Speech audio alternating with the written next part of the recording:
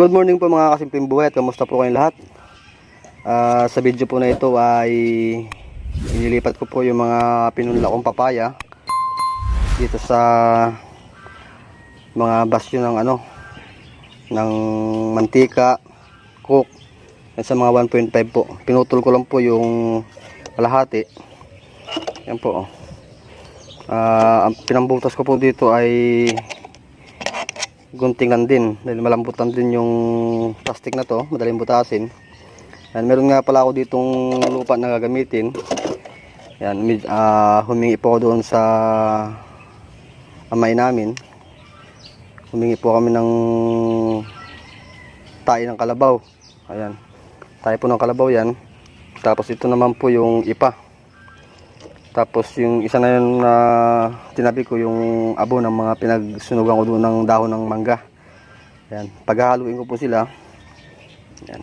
Maganda po yung lupa na yan, mataba. Ito po, matagal na po yung lupa na to kaya nadurog na po yung mga tayo ng kalabaw. Haluan ko lang siya ng abo, pati ng ipa ng palay na pino. Yan po yung pinanggamitan ng mushroom. Yung mga sumobra po, yan, hiningi ko po. Tapos ngayon ay ililipat ko na rin po yung papaya, pati ito yung rambutan. Meron pong 3 kamatis dyan na tumubo. Yan. Sa video po na ito ay ipapakita ko sa inyo ang ng papaya para maging siya, yung maging babae. At pero lang po tayong kailangan tanggalin na ugat para mamunga siya. Yan. Yan po ay hindi pa siya pang transplant talaga. Matagal siyang lumaki dahil marami po sila, tumpok-tumpok. Kaya ang gagawin ko, kada isang ganito, isang puno, para mabilis po silang lumaki at mabilis lang ilipat. Madali lang siyang ilipat. Mga ilang araw lang po. Yan, mga 2 linggo siguro, o kaya 3 linggo. Yan.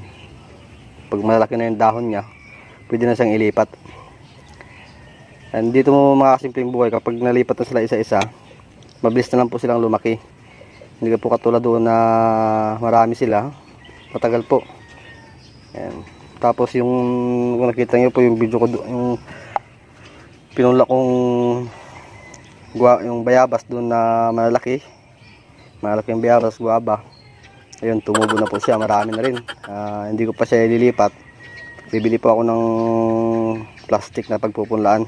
Ito po yung mga scrap na to, ito lang muna yung gagamitin ko sa papaya para makatipid na rin. Ayan po, para makatipid na rin dahil kulang pa tayo sa budget. Ito lang muna yung gagamitin. Yan po mga kasimpleng buhay at sisimulan ko na pong putulin. Yan na po yung puputol ko, sa gitna lang po puputulin. Yan. Mga ilang puno, marami din po yan. Sa pagbutas po, ito lang din pagbutas. Yan, marabot lang din siya.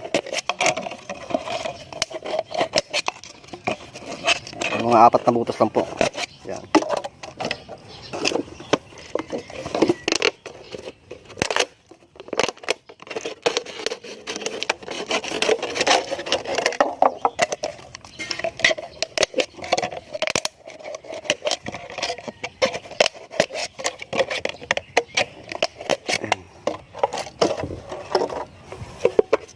Sa mga nagtitipid po talaga, ito po talaga yung diskarte.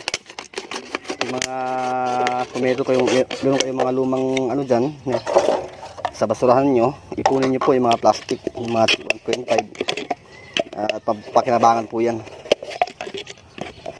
Hindi na po ako bumili ng yung punlaan talaga, yung plastic. Ito na lang muna yung gagamitin ko, mga 1.5.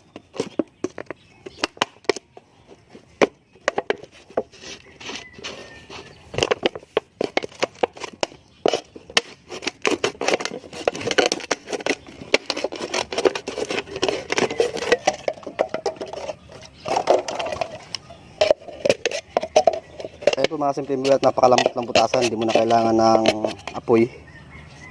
o alambre. Dahil matagal po yun. Ito, gunting lang po. Matalim naman po yung gunting. Ayan lang po yung pagbutas yan. Siguro mga 2, 4, 6, 8, 10, 12, 14, 16, 18, 19. 19 lang po ito. Maghahanap ako mamaya. Doon sa tabi ng patubig. Marami po doon mga inaanod. Kukuha lang po ako doon ng mga ilang piraso. Yan lang po yung pagbutas yan. Ayan. Para hindi po maipon yung tubig sa gitna. Sa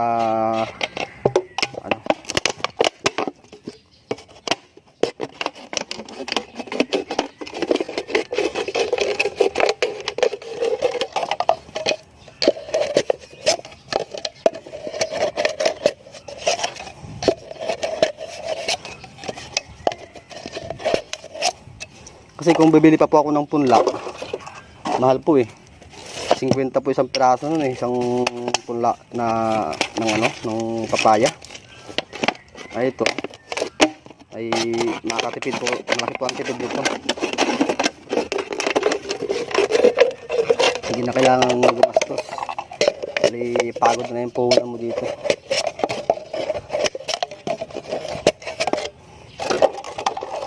Mabilis lang po magparami ng papaya.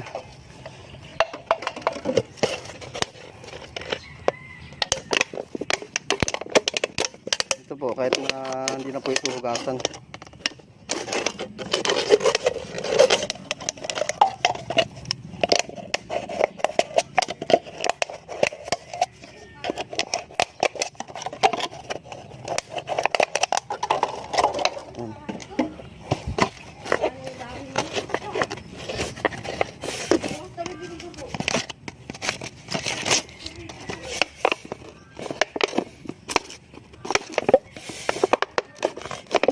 Tapos ito po yung mga kalahati niya, yung mga pinagputulan, magagamit pa rin po yan. Meron po ako napanood sa YouTube na pwedeng itanim yung dyan, pabaliktad yung kamatis. Tatanim ko yung tatlo na yun, tatlong tumubo. Yung kamatis ko na yun ay galing lang sa palengke. Sa yung kamatis na yun, may buto, pinulak ko lang. Testing ko yung ganong style kung talagang effective. Sasabi ko doon sa kabila. Ano po mga simpleng buhat, maraming salamat po sa mga sumusuporta. At huwag po kayo magsawang suportahan yung aking YouTube channel.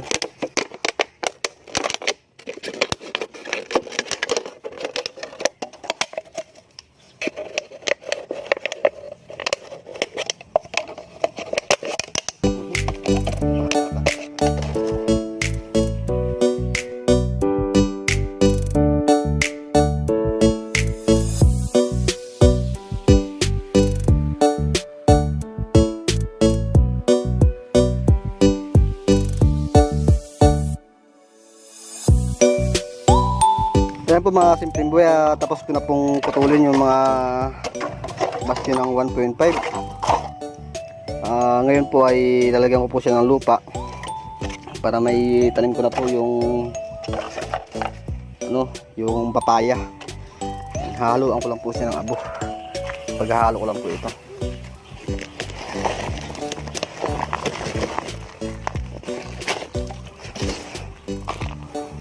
Pilihan ko muna siya ng mga malaking dahon.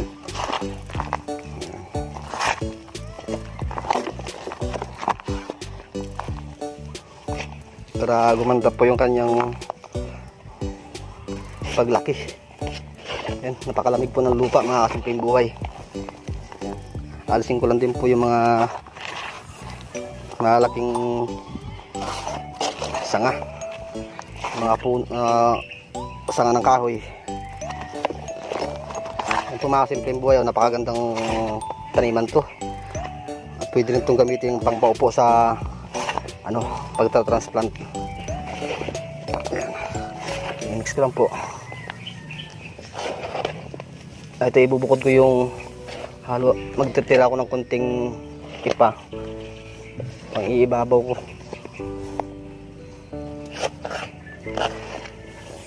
Ito po yung tayo ng kalabaw na ito. Matagal na po ito kaya hindi na siya mabaho. Talagang lupang-lupa na siya. Mamaya lalagyan ko rin yung yung tanim kong isang kalabasa para meron silang organic na nakukuha. Organic na pataba. Organic na lupa. Yan. Pwede na po siya. Yan mga simpleng buhay at napakalamig ng lupa. Napakaganda ng lupa na to.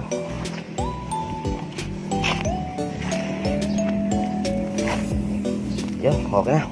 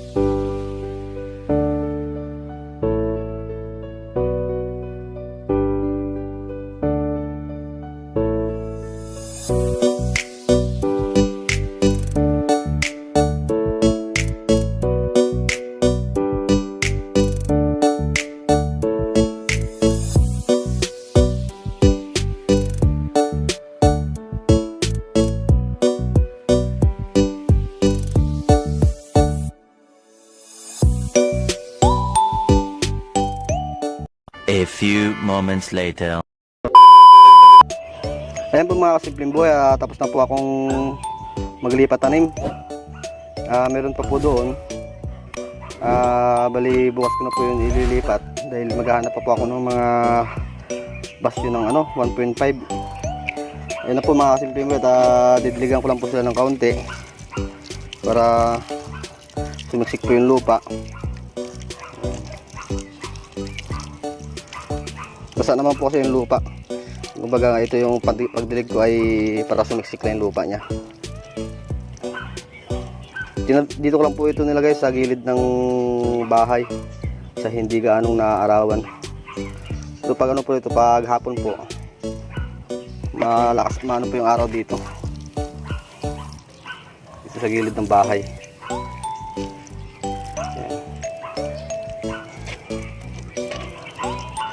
Yan na po mga kasimpleng buhay. Yan lang po. At